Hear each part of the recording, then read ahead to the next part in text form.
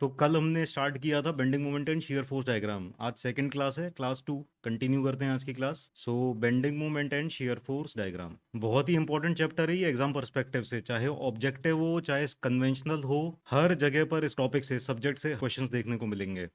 और कोई सा भी एग्जाम हो, हर एग्जाम के लिए इंपॉर्टेंट है। टाइप्स ऑफ लोडिंग, तो टाइप्स ऑफ लोडिंग देख लेते हैं। So what are the different types of loading. तो जैसे हमारे पास बीम है, अलग अलग तरह की बीम है, कोई सिंपली सपोर्टेड है, कोई कैंटिलीवर है, इस पर लोडिंग कितने तरह की हो सकती है, ठीक है। तो लोडिंग सबसे पहले तो सबसे सिंपल टाइप की लोडिंग होगी पॉइंट लोड। पॉइंट लोड या फिर इसको कंसंट्रेटेड लोडिंग भी बोल सकते हैं। कंसंट्रेटेड लोडिंग या फिर पॉइंट लोड। देखो कंसंट्रेटेड लोडिंग एक्चुअली होगी कैसी, डायग्राम में दिखा देते हैं। जैसे सपोज ये बीम है हमारे पास, एंड लेट अस से I am talking about simply supported beam. तो कंसंट्रेटेड लोडिंग को रिप्रेजेंट तो इस तरह से करते हैं। पॉइंट लोड का मतलब ये है कि बीम की जो डायमेंशंस हैं, मान लो ये 2 मीटर की है, 3 मीटर की बीम है सपोज। 3 मीटर की बीम के रिस्पेक्ट में मान लो कोई बहुत छोटा सा लोड है लेकिन हैवी लोड है, बहुत कम एरिया पे आ रहा है लेकिन हैवी लोड आ रहा है, तो उसको हम एनालिसिस के लिए एक पॉइंट लोड की तरह से रिप्रेजेंट कर सकते हैं। दूसरे तरह की लोडिंग है यूनिफॉर्मली डिस्ट्रीब्यूटेड लोड। सो यूनिफॉर्मली डिस्ट्रीब्यूटेड लोड कुछ इस तरह का होगा। लेट अस से अगेन सिंपली सपोर्टेड बीम ली हमने, और इसके ऊपर load through out the beam distributed है। जैसे सपोज इस बीम का खुद का लोड है जो डेड लोड है, या फिर इस बीम के ऊपर हमने कुछ प्लास्टरिंग कर दी, तो आप ये देखोगे कि जितना प्लास्टरिंग का लोड या जितना डेड लोड बीम का सेल्फ वेट इतने हिस्से में आ रहा होगा, उतना ही इतने हिस्से में आ रहा होगा, उतना ही इतने हिस्से में आ रहा होगा, है ना। तो इंटेंसिटी पूरी through out the beam same रहेगी। या फिर हमने, आप विजुअली समझने के लिए आप ऐसा कर सकते हो कि हमने ना रेत के बोरे रख दिए हैं, तो एक रेत का बोरा यहाँ पर, एक रेत का बोरा यहाँ पर, एक रेत, तो वो पूरी तरह से यूनिफॉर्मली डिस्ट्रीब्यूटेड हो गया थ्रू आउट द बीम, ठीक है। तो इस तरह के लोड को हम कहेंगे यूनिफॉर्मली डिस्ट्रीब्यूटेड लोड।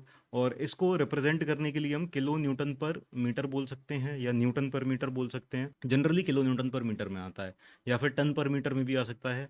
और ये जो पॉइंट लोड है वो पूरा का पूरा किलो न्यूटन में आएगा। टोटल लोड अगर आपको यहाँ से निकालना हो तो कितना आएगा, बीम के ऊपर टोटल लोड कितना आ रहा है। So this is intensity of loading. Total load को आप intensity into this length L से रिप्रेजेंट कर देते हैं। अभी हम टोटल लोड कितना हो जाएगा यहाँ पर, इट विल बी डब्ल्यू, यानी intensity of loading into the length of the beam. और ये टोटल लोड किलो न्यूटन में ही आएगा, किलो न्यूटन में या टन में, जो भी यूनिट्स होंगी आपकी उस हिसाब से आ जाएगा, ठीक है। Then third one is uniformly varying load. अब ये यूनिफॉर्मली वेरिंग लोड जो है, ये यूनिफॉर्मली वेरिंग लोड दो कैटेगरीज में क्लासिफाई कर सकते हैं, दो तरह के हो सकते हैं, एक तो ट्रायंगुलर लोडिंग और ट्रेपेजॉइडल लोडिंग। पर आगे बढ़ने से पहले देखो, ये जो पॉइंट लोड है और यूनिफॉर्मली डिस्ट्रीब्यूटेड लोड है, रियल लाइफ में हमें यही दो तरह के लोड देखने को मिलते हैं। They can be seen in real life, और एग्जाम के लिए भी यही दो तरह के लोड ज्यादा इंपॉर्टेंट है। These are more important for exam also, क्योंकि ज्यादा क्वेश्चन इनसे आते हैं। फिर इसके बाद ये यूनिफॉर्मली वेरिंग लोड प्रैक्टिकली आपको कम ही देखने को मिलेगा, और एग्जाम में इसके ऊपर भी क्वेश्चंस आ जाते हैं, बट नॉट दैट इंपॉर्टेंट, ठीक है, सम वॉट इंपॉर्टेंट। चलो तो अब ट्रायंगुलर लोडिंग दिखा देते हैं। ये यूनिफॉर्मली वेरिंग लोड है, वेरिएशन है लेकिन यूनिफॉर्म वेरिएशन है। तो यहां पर जीरो से स्टार्ट होते हुए, जीरो इंटेंसिटी से स्टार्ट होते हुए ये W किलो न्यूटन पर मीटर तक गया। और किस तरह से गया, यूनिफॉर्म। यहां पर भी यूनिफॉर्मली वेरिंग लोड है इस केस में भी, लेकिन ये क्या है, एक सर्टेन मिनिमम वैल्यू से शुरू हो रहा है। यहाँ पर जो मिनिमम वाली वैल्यू है ना, वो जीरो नहीं है। यहाँ पर तो क्या हुआ था कि यहाँ पर एक तरफ थी जीरो इंटेंसिटी, यहाँ पर कोई लोड नहीं था, और यहाँ से लोड यूनिफॉर्मली बढ़ते बढ़ते बढ़ते बढ़ते बढ़ते बढ़ते ऐसे पहुंचा W किलो न्यूटन पर मीटर तक। यहाँ पर there is some minimum load, let us say this is W1 kilo newton पर metre and this is W2 kilo newton पर मीटर। W1 किलो न्यूटन पर मीटर से यूनिफॉर्मली बढ़ते हुए W2 किलो न्यूटन पर मीटर तक पहुंच रहा है। तो इसको हम क्या कर सकते हैं, we can break down into two part. Analysis के लिए हम दो पार्ट्स में ब्रेक करके एनालिसिस कर सकते हैं इसका, है ना। वही प्रिंसिपल ऑफ सुपरपोजिशन लगा सकते हैं, पढ़ा था चैप्टर 1 में प्रिंसिपल ऑफ सुपरपोजिशन, वही प्रिंसिपल ऑफ सुपरपोजिशन लगा लेंगे। यहाँ पर दो पार्ट में ब्रेक डाउन कर लेंगे। एक पार्ट क्या हो गया, देखो यहाँ पर ये जो लोडिंग इंटेंसिटी है ये W1 है, और ये जो W1 है ये पूरे थ्रू आउट यहाँ तक है W1। तो हमने क्या किया, एक तरफ तो कर दिया ये W1 इंटेंसिटी, ये यूनिफॉर्मली डिस्ट्रीब्यूटेड आ गया। अब आप ये बताओ कि इस वाली लोडिंग में से, पूरे में से अगर कांस्टेंट W1 हटा दिया, बची हुई लोडिंग कैसी आ जाएगी, बची हुई लोडिंग ये वाली आ जाएगी, ये ऊपर वाली। और ये क्या ट्रायंगुलर यूनिफॉर्मली वेरिंग लोड है, is this triangular uniformly varying load और नॉट, है ना, ठीक है। तो ये ट्रायंगुलर, तो इसको हम दो पार्ट में ब्रेक कर सकते हैं इस तरह से। इन दोनों को अगर मिला दिया जाए तो यही बन जाएगा ना। अगर इस जगह से W1 गायब हुआ तो कितना बचा, यहाँ पर 0 बचा, यहाँ पर बचा 0, ठीक है। और इस जगह से यहाँ से W1 गायब हो गया तो ये वाला हिस्सा बचा, और ये वाला हिस्सा हो जाएगा W2 minus W1 kilo newton पर मीटर।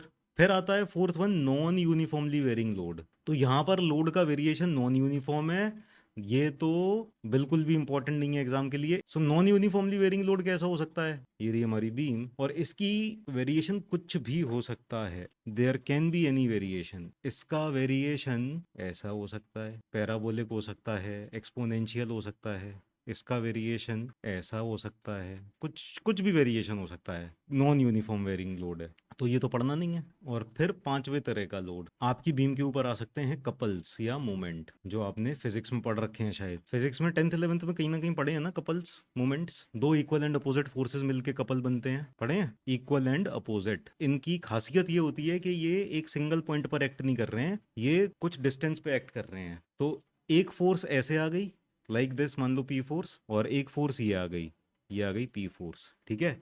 तो ये दोनों मिलके क्या बना रहे हैं, कपल बना रहे हैं। तो they are equal in magnitude, ये दोनों, this and this equal in magnitude. और बताओ क्या अपोजिट इन डायरेक्शन है, are they opposite in direction, yes they are opposite in direction, opposite in direction, direction उल्टी है एक दूसरे से। और ये point of application is different. तो ये तीन पॉइंट, ये तीन खासियतें हैं, ये तीन चीजें सेटिस्फाई कर रहे हैं तो ये कपल हो गए, है ना। Point of application is different, it is providing rotation, इसको घुमा देगा। कैसे घुमा देगा, ये अभी ऐसे है, और मान लो यहाँ पर ये हिंज था या पिवट था, तो ये इसको इस तरह से घुमा देगा, ठीक है ना।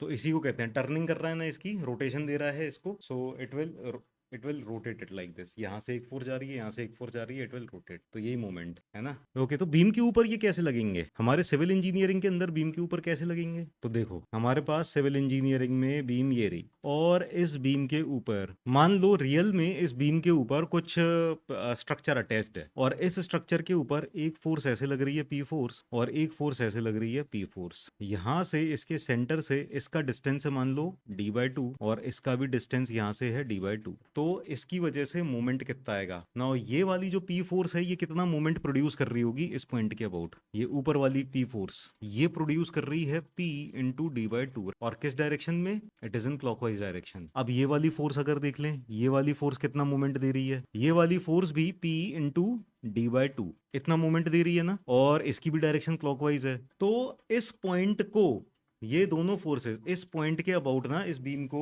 किस तरह से घुमाने की कोशिश कर रही हैं। मान लो ये बीम थी हमारी, इस बीम के ऊपर ये कुछ स्ट्रक्चर अटैच था, है ना, पकड़ लें। इस स्ट्रक्चर के ऊपर एक फोर्स इस तरह से एक्ट कर रही है, तो ये वाली जो फोर्स है ये इसको इस तरह से घुमाने की कोशिश कर रही है, ऐसे घुमाने की कोशिश कर रही है।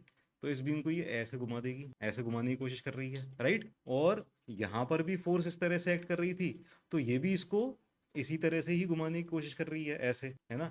दोनों का ही टेंडेंसी क्या है कि ये दोनों इसको क्लॉकवाइज घुमाने की कोशिश कर रही हैं दोनों। तो जब दोनों एक ही सेंस में घुमाने की कोशिश कर रही हैं, तो इन दोनों की वजह से जो मोमेंट आएगा वो एडअप हो जाएगा एक दूसरे के साथ, कि नहीं हो जाएगा। P/2 प्लस P/2 कितना मोमेंट आ गया, टोटल मोमेंट इसकी वजह से P into D. So total moment M is equal to P into perpendicular distance between these two forces. ये टोटल डिस्टेंस कितना हो गया, D हो गया। सो P इंटू डी, ये क्लॉकवाइज आ गया। अब एक्चुअली में बीम के ऊपर ये एक्ट इस तरह से कर रहे होते हैं, लेकिन क्वेश्चन में पता है कैसा आता है, क्वेश्चन में इस तरह से नहीं दिखाते। जो आपका क्वेश्चन आएगा उसमें दिखाया जाएगा कि इस पॉइंट पर मोमेंट एक्ट कर रहा है क्लॉकवाइज, और ये वैल्यू है M। अब ये P फोर्स की यूनिट क्या थी, किलो न्यूटन थी, और इस D की यूनिट थी मान लो मीटर में, तो ये मोमेंट की यूनिट क्या हो जाएगी, किलो न्यूटन मीटर। नाउ कई बार आपके एग्जाम में इस तरह से भी आ जाता है, शिखर सर मेरा डाउट है कि moment, bending moment, couple, rotation, torsion में डिफरेंस क्या है प्रैक्टिकली। सभी घुमाने की कोशिश कर रहे हैं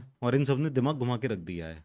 तो इस सेंस में तो सब सेम है, क्योंकि सब दिमाग घुमाने की कोशिश कर रहे हैं। बाकी अभी देखते हैं, अभी पहले ये चीज और समझ लो कि एग्जाम में एक और तरीके से इसको दिया जा सकता है। तो एग्जाम में मान लो इस तरह से आ गया कि यहाँ पर ये फोर्स P एक्ट कर रही है, this is the distance D1, ये डिस्टेंस D1 है और ये डिस्टेंस D2 है। जब इस तरह से आ जाए कि यहाँ पर एक ब्रैकेट लगा हुआ है, ये ब्लू कलर का जो बना हुआ है ना, दिस इज ब्रैकेट, और इस ब्रैकेट के ऊपर ये फोर्स लग रही है, तो इसको हम कैसे फिर सॉल्व करेंगे, इसको ना हम कैसे रिप्रेजेंट करेंगे ये समझते हैं। चलो देखो, सबसे पहले तो आप ये समझो कि मान लो ये जो ब्लू कलर का ब्रैकेट उधर दिख रहा है वो ये है, और यहाँ पर ये यहाँ पर ये बीम है, और इस ब्रैकेट के ऊपर ये इस तरह से अटैच्ड है, ठीक है, और इस ब्रैकेट के ऊपर यहाँ पर एक फोर्स एक्ट कर रही है, और यहाँ पर बीम है। ये जो फोर्स आ रही होगी यहाँ पर, अगर आपको इस फोर्स को बीम के ऊपर ट्रांसफर करना है तो बीम के ऊपर किस पॉइंट पर पहुंच रही है ये फोर्स, बीम के ऊपर किस पॉइंट पर ये फोर्स जा रही है, जहां पर ये ब्रैकेट बीम से कनेक्टेड है, ये इसी पॉइंट से बीम के ऊपर ट्रांसफर हो रही होगी ना। सो दिस फोर्स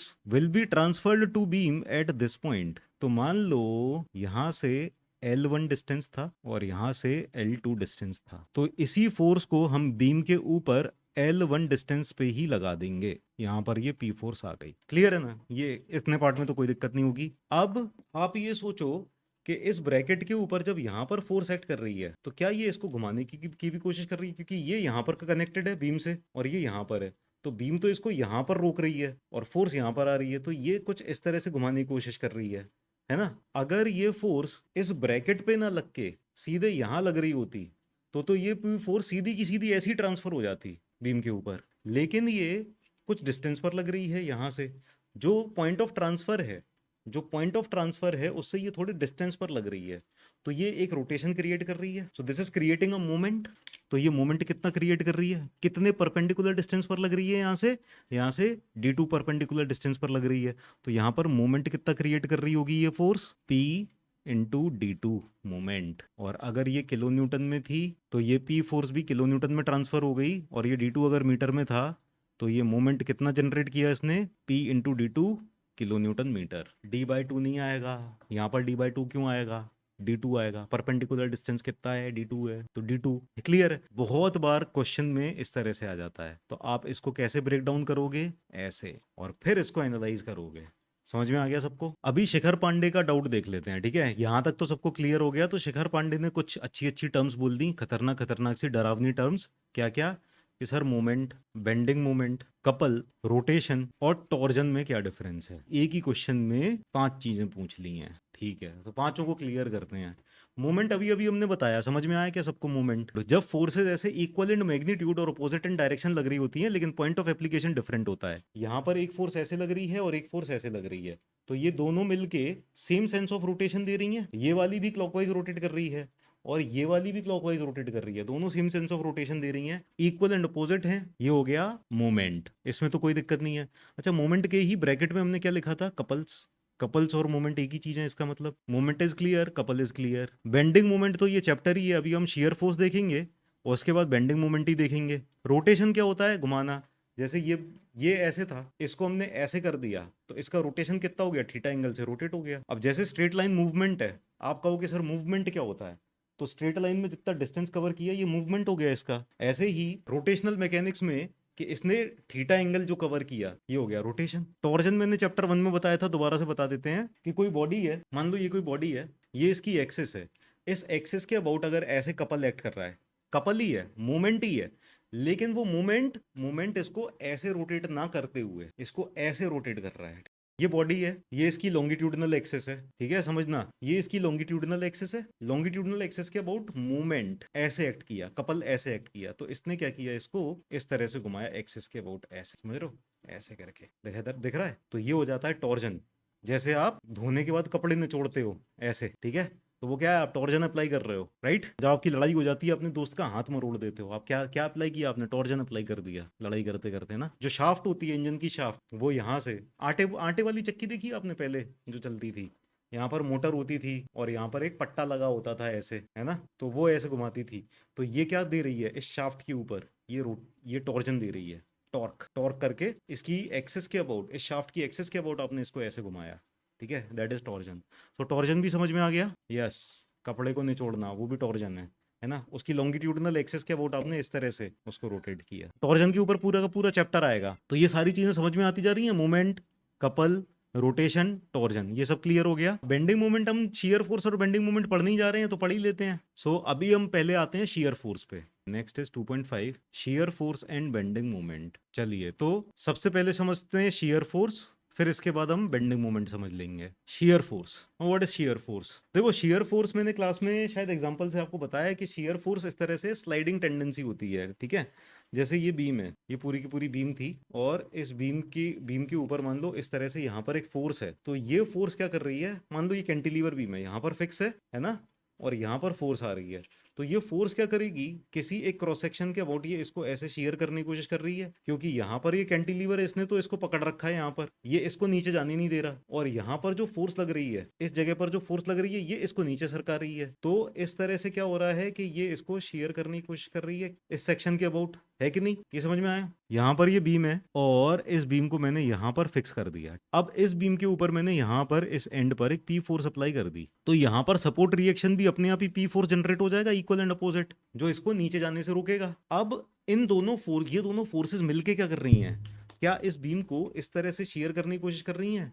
एक फोर्स नीचे ले जा रही है, दूसरी फोर्स ऊपर ले जा रही है। तो हर सेक्शन पे, किसी भी सेक्शन पे आप देखोगे इसी तरह की टेंडेंसी आएगी कि इस बीम को शेयर कर दिया जाए बीच में से। यहां पर भी आप देखोगे, यहां पर भी आप देखोगे, यहां पर भी आप देखोगे, हर जगह पर। और जिस जगह पर ये बीम कमजोर पड़ गई तो वहां से हो सकता है ये शेयर भी हो जाए, है ना। जिस जगह पर ये बीम कमजोर पड़ गई वहां से हो सकता है ये शेयर हो भी जाए। तो this is called as shear force. यहां पर पी फोर्स नीचे ले जा रही है इसको, और यहां पर पी फोर्स ये ऊपर ले जा रही है। ये इस तरह से शेयर करने की टेंडेंसी हो जाएगी इसकी, ये पी फोर्स और ये पी फोर्स, ठीक है। तो इस सेक्शन को ऐसे शेयर करने की कोशिश कर रही है, तो this is called as shear force. और इस केस में हर जगह पर, किसी भी लोकेशन पर आप देख लो, शियर फोर्स पी ही आ रही है। अब एक बात बताओ, यहां पर मैंने लगा दी पी फोर्स और यहां पर भी मैंने पी फोर्स लगा दी, यहां पर सपोर्ट रिएक्शन कितनी हो जाएगी, यहां पर सपोर्ट रिएक्शन हो जाएगी जीरो। जीरो, कोई सपोर्ट रिएक्शन नहीं आएगी। क्यों? समेशन एफ बाय जीरो करो ना दोबारा से। अब ये बताओ, मैं अगर यहां पर एक सेक्शन कट करता हूं तो मुझे शियर फोर्स कितनी देखने को मिलेगी? सेक्शन एक्स एक्स पर कितनी शियर फोर्स आ रही है? पी आ रही है। एवरीवन कैन सी कि यहां पर शियर फोर्स पी आ रही है।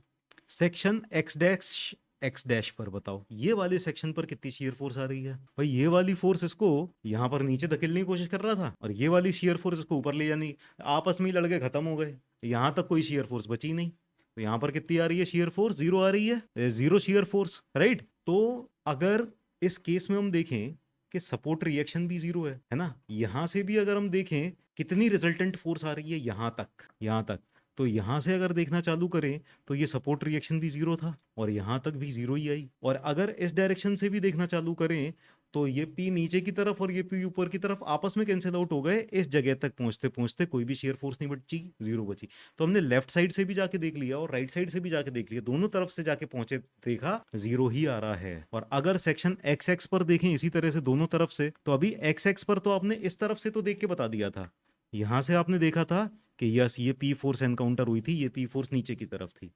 अगर आप यहां से भी सारी की सारी फोर्सेस का समेशन करते हुए इस सेक्शन तक पहुंचोगे ना, तो आपको क्या मिलेगा?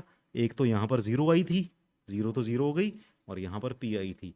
तो भी आप चाहे लेफ्ट साइड से पहुंचो चाहे राइट साइड से पहुंचो, उस सेक्शन तक पहुंचते पहुंचते शियर फोर्स दोनों तरफ से आएगी, सेम ही आएगी। समझ में आया कि नहीं आया? तो शियर फोर्स बेसिकली क्या हो गई है? क्या ये ट्रांसफर फोर्स है या नहीं है? बताओ, शियर फोर्स कैसी फोर्स है? ट्रांसफर्स है या नहीं है? सेक्शन से परपेंडिकुलर है तभी तो ये इसको शेयर करने की कोशिश कर रही है।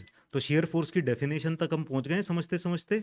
शेयर फोर्स की डेफिनेशन क्या हो चुकी है कि सारी की सारी ट्रांसवर्स फोर्सेस का समेशन, या तो लेफ्ट साइड से चलते हुए आ जाओ या राइट साइड से चलते हुए आ जाओ, वही शियर फोर्स हो जाएगी। लिख ले, shear force at a section is the summation भी बोल सकते हैं या रिजल्टेंट भी बोल सकते हैं, एक ही बात हो गई। resultant of all the transverse forces either to the right or to the left of the section। shear force का साइन कन्वेंशन भी देख लेते हैं। साइन कन्वेंशन हर चीज का बहुत इंपॉर्टेंट है। सो लेट अस सी साइन कन्वेंशन। देखो साइन कन्वेंशन बहुत से लोग अलग तरीके से समझाते हैं, लेकिन मुझे जो साइन कन्वेंशन का तरीका आसान लगता है, और आप लोग भी समझोगे इस बात को कि ये वाला तरीका जो मैं बताने जा रहा हूँ दिस इज इजी। ये वाला जो साइन कन्वेंशन है दिस इज पॉजिटिव और this sign convention is negative. ये वाला साइन कन्वेंशन नेगेटिव है। अब देखो कई लोग इसको ऐसे एक्सप्लेन करते हैं कि राइट साइड से डाउन देखोगे और लेफ्ट साइड से अप देखोगे तो पॉजिटिव है, राइट से डाउन लेफ्ट से अप तो पॉजिटिव, और राइट से अप लेफ्ट से डाउन तो नेगेटिव। पर ये मुझे ज्यादा डिफिकल्ट लगता है मुझे आसान कौन सा लगता है कि अगर shear फोर्स का सेंस ऑफ रोटेशन अगर ये क्लॉकवाइज रोटेशन दे रहा है तो पॉजिटिव, और अगर एंटी क्लॉकवाइज सेंस दे रहा है तो ये नेगेटिव। तो इस एलिमेंट को, ये जो भी ब्लॉक है जिसके ऊपर shear फोर्स एक्ट कर रहा है, इस ब्लॉक को अगर ये क्लॉकवाइज रोटेट कर रहा है, ठीक है, तो ये पॉजिटिव हो गया। अगर इस ब्लॉक को ये एंटी क्लॉकवाइज रोटेट कर रहा है तो ये नेगेटिव हो गया। Is it clear? ठीक है, इन दोनों में से आपको जो आसान लगे वो आप समझ सकते हो। मुझे ये क्लॉकवाइज एंटी क्लॉकवाइज ज्यादा आसान लगता है ना। Clockwise sense of rotation positive, anti clockwise negative, खेल खत्म। चलो, तो शियर फोर्स सबको समझ में आ गया, इतना भी लिख लिया सबने। आगे चलते हैं, बेंडिंग मोमेंट। मोमेंट तो आपको पता ही था। मान लो यहाँ पर ये पॉइंट P है, इस पॉइंट के अबाउट देखें, ये वाले पॉइंट के अबाउट देखें, तो इसने कितना मोमेंट जनरेट कर दिया, ये P इंटू परपेंडिकुलर डिस्टेंस। तो परपेंडिकुलर डिस्टेंस मान लो L है, तो P into L, this is the moment it has generated. अगर इक्वल एंड अपोजिट है तो कपल मोमेंट हो जाता है। मान लो यहाँ पर से हिंज है, इस पॉइंट पर हिंज है ये, है ना, और इसने यहाँ पर ये P था, और अभी भी दोनों के बीच में डिस्टेंस L ही है सपोज, तो अब भी कपल मोमेंट भी कितना हो रहा है, couple moment P into L दिखाई दे रहा है। और मान लो ये सेम बीम थी, यहाँ पर ये हिंज इस जगह पर थी, और यहाँ पर ये P फोर्स एक्ट हो रही थी, ठीक है, तो ये P फोर्स भी इसके अबाउट, इस पॉइंट के अबाउट जो मोमेंट जनरेट कर रही थी, तो this moment P into L ही था। अब इन दोनों ने इसको क्या करने की कोशिश की है, are they trying to rotate it और are they trying to bend it. Bend का मतलब क्या हो गया, बेंड ये हो गया, क्या ये इस तरह से बेंड कर रही हैं इसको, या फिर ये इसको पहले वाले केस में इस पॉइंट के अबाउट रोटेट कर रही हैं और दूसरे केस में इस पॉइंट के अबाउट रोटेट कर रही हैं। हालांकि ये एक्ट तो मूवमेंट ही कर रहा है, एक्ट तो मूवमेंट ही कर रहा है, लेकिन ये इसको रोटेट कर रहा है, ठीक है। So this movement is trying to rotate. इस मूवमेंट का रिजल्ट क्या आ रहा है, ये रोटेट कर रहा है। अब दूसरे केस पे चलते हैं, अगले केस पे। अब मैंने इसी तरह की बीम ली, ये मोमेंट मैंने दिखा दिया। अब ये भी मोमेंट क्या कर रहा है, इस पॉइंट के अबाउट, इस पॉइंट के अबाउट क्या कर रहा है, ये इसको रोटेट करने की कोशिश कर रहा है, दिस ट्राइंग टू रोटेट। लेकिन अब मैंने क्या किया, इक्वल एंड अपोजिट मोमेंट यहां पर लगा दिया। अब ये वाला मोमेंट क्या कर रहा था, इस बीम को ऐसे रोटेशन ले जाने की कोशिश कर रहा था, इस तरह से, और ये वाला मोमेंट कर रहा है ऐसे रोटेट करने की कोशिश। यहाँ पर वाला जो मोमेंट था, ये इसको ऐसे रोटेट कराने की कोशिश कर रहा था, लेकिन इसने कहा नहीं नहीं नहीं नहीं, ऐसे नहीं, ऐसे रोटेट कराना है। इन दोनों ने क्या किया, मिलके इसको बेंड करा दिया। अब ये वाले मोमेंट को क्या कहेंगे, जिसने बेंड कराया है, जिसने रोटेट नहीं कराया, इसने बीम को बेंड करा दिया। अब ये बीम सीधी सीधी नहीं रही, अब ये बीम बेंड, तो बस ये वाला मोमेंट बेंडिंग मोमेंट हो गया। है तो ये भी मोमेंट ही, लेकिन इसका इफेक्ट क्या आया बीम के ऊपर, इसने इस बीम को बेंड कराया। That's why it is called as bending moment. अब देखो, अगर मैं इस सेक्शन पर देखता हूं, यहाँ पर ये ले लिया मैंने section x x, section x x पर मैं अगर देखूं कि राइट साइड से जाऊं, राइट साइड से चलते हुए गया मैं और इस सेक्शन एक्स एक्स तक पहुंचा, तो कितना टोटल मोमेंट मुझे दिखाई दे रहा है जो इसको बेंड कराने की कोशिश कर रहा है। How much total moment I am able to see जो इसको बेंड कराने की कोशिश कर रहा है, एम। और अगर मैं लेफ्ट साइड से जाऊं तब भी मैं सेक्शन एक्स एक्स तक पहुंचूंगा, तो मुझे टोटल मोमेंट कितना दिखाई देगा जो बेंड कराने की कोशिश कर रहा है, वो भी एम ही रहेगा। चाहे मैं राइट साइड से आ जाऊं इस सेक्शन तक, चाहे लेफ्ट साइड से आ जाऊं, जो मोमेंट इसको बेंड कराने की कोशिश कर रहा है, या summation of all the moments either from the right side और from the left side, that will be bending moment. ठीक है, तो ये बेंडिंग मोमेंट क्लियर है आपको। बेंडिंग मोमेंट की डेफिनेशन लिख लेते हैं फिर इसी बात पे। Bending moment at a section is the resultant moment at that section either from the right of the section और from the left of the section. तो ये बेंडिंग मोमेंट की डेफिनेशन हो गई। अब बेंडिंग मोमेंट का भी साइन कन्वेंशन देख लेते हैं। तो साइन कन्वेंशन देख लेते हैं। देखो, बेंडिंग मोमेंट दो तरीके से हो सकता है, या तो इस तरह से बेंड करने की कोशिश कर रहे हैं, सारे के सारे मोमेंट, जो भी मोमेंट है, अगर वो इस तरह से बेंड करने की कोशिश करेगा, या फिर इस तरह से बेंड करने की कोशिश करेगा। बेंडिंग दो ही तरह से हो सकती है, या तो ऐसे या ऐसे। आप इस बीम को या तो ऐसे बेंड करोगे या ऐसे बेंड करोगे, ठीक है। तो यही दो बेंडिंग के तरीके हैं। इस तरह से बेंड किया, इसको कहते हैं सैग हो गया, ये बीम सैग हो गई, बीच में से लटक गई, है ना। सैग होना मतलब लटकना, तो ये सैगिंग बेंडिंग मोमेंट कहते हैं इसको। अगर बेंडिंग मोमेंट की टेंडेंसी इस तरह से, या फिर ये हॉग कर दिया, है ना, तो ये सैगिंग, ये हॉगिंग, सैगिंग हॉगिंग। तो सैगिंग बेंडिंग मोमेंट इस तरह का हो जाएगा, ये हो गया सैगिंग बेंडिंग मोमेंट। और ये वाला हो जाएगा, अगर बीम इस तरह से हो जाएगी, ये हो जाएगा हॉगिंग बेंडिंग मोमेंट। ठीक है, सो दिस इज सैगिंग, और इसको हम पॉजिटिव बोलते हैं, this is positive bending moment. और ये हो जाएगा हॉगिंग, इसको हम बोलते हैं नेगेटिव, मतलब नेगेटिव साइन से रिप्रेजेंट करते हैं। ठीक है, तो sagging is positive and hugging is negative. अब सैगिंग को समझने के लिए एक चीज और आप समझ सकते हो कि टॉप पे क्या आ रहा है, ऊपर वाले फाइबर्स पे आप देखोगे कंप्रेशन आ रहा है। जो ओरिजिनल लेंथ थी ये ऐसे थी, दोनों तरफ बराबर थी, तो अगर इस तरह से सैग हुआ तो ऊपर वाले फाइबर्स की लेंथ क्या हुई, कम हो गई। ये कंप्रेस हो गए ना, ऐसे जाके अंदर की तरफ चले गए हैं, और जो नीचे वाले फाइबर्स हैं ये खिंच गए हैं थोड़े, ये बाहर की तरफ आ गए हैं, तो नीचे टेंशन आ गया है। तो ऊपर कंप्रेशन, ऊपर वाले फाइबर्स में कंप्रेशन और नीचे वाले फाइबर्स में टेंशन अगर आ जाए, ठीक है, तो ये सैगिंग हो जाता है। और इसका उल्टा क्या हो गया, यहाँ पर ऊपर वाले फाइबर्स की लेंथ बढ़ गई है, इनमें आ गया है टेंशन और नीचे आ गया है कंप्रेशन, तो ऊपर वाले फाइबर्स में टेंशन, नीचे वाले फाइबर्स में कंप्रेशन, तो ये हो गया हॉगिंग। तो जब हमारी बीम मुस्कुरा रही होगी इस तरह से ना, स्माइल कर रही होगी, जब हमारी बीम मुस्कुरा रही है ये पॉजिटिव हो गया, और जब ये हमारी बीम दुखी है ऐसे मुंह लटका लिया इसने ऐसे, तो ये दुखी है, सैड है, तो ये हो गया negative. So smiling is positive and sadding, दुखिंग, इज नेगेटिव। चलो तो आज की क्लास फिर खत्म करते हैं।